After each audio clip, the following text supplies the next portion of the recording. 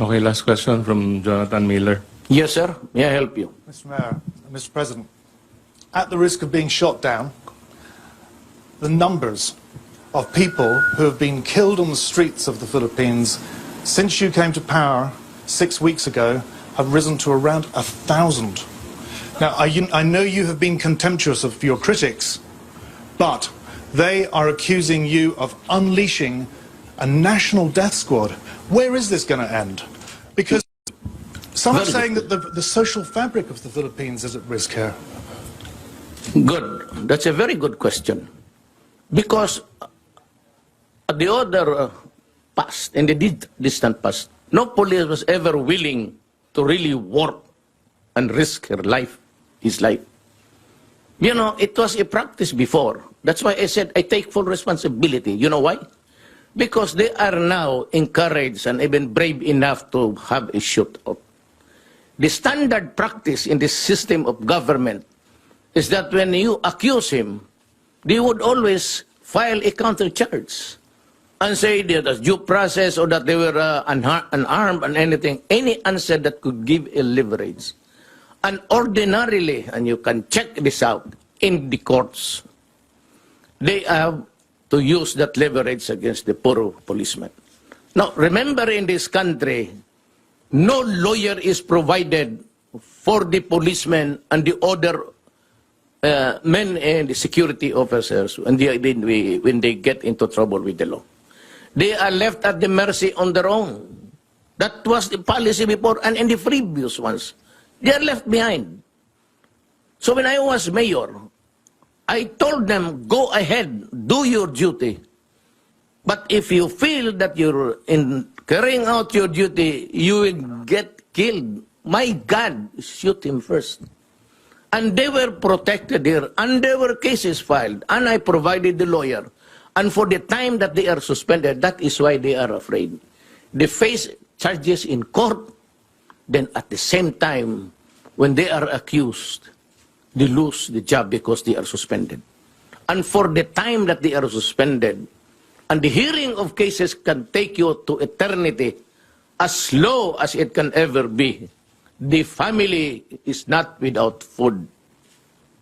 But with respect, sir, you as a lawyer know Yes. better than any of us how important this principle of innocent until proved guilty is. Look, Padilla said 2 years ago, there are 3 million addicts in this country. That was the last figure. Nobody cared to find out. Now it's my time. So, 2 years ago, between 2 years ago and now, how many do you think were hooked into drugs? Let us give it incremental increase of about, just be liberal about 700,000. So 3,700,000. And the confirmed 600,000 now was surrendered and took the test for drug addiction. How do you call it? Just a problem? Is just a police problem? Or is it really a crisis for this country? It's not even epidemic, my friend. It is pandemic. So what am I supposed to do as a president?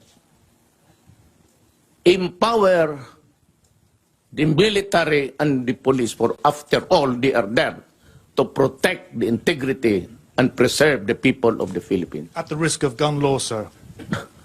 It can happen. It happens in America. They're shooting the blacks there. It shows on TV. It shows on TV. What's the difference between America and the Philippines? Nothing. So what is surprising here is surprising to us. We say policemen, they're shooting a black guy there. How many times had it happened in the past? That's why you have the violent demonstration. So, would it surprise you and me? Almost the same. 1 case only, 3 cases here. So what? It involves the same principle. Say, for every 1 black there dead, you have about 5 here. And so, does it make this world more livable because there is less killing? When you shoot a black there dead, what is that? Is that not appalling? when you bomb Syria and Iraq, and you kill communities, and you kill children and old people and hospital, what is it? And why is it that United States is not doing anything? I do not read anybody in that stupid body complaining about the stench there of that. Look at the iconic boy that was taken out from the rubble. And he was made to sit in the ambulance, and we saw it. So what's the difference? Life of a criminal, or maybe he was really rubbed out. We cannot discount it. But what do you think that Americans did to the black people there? Is that not rubbing out also?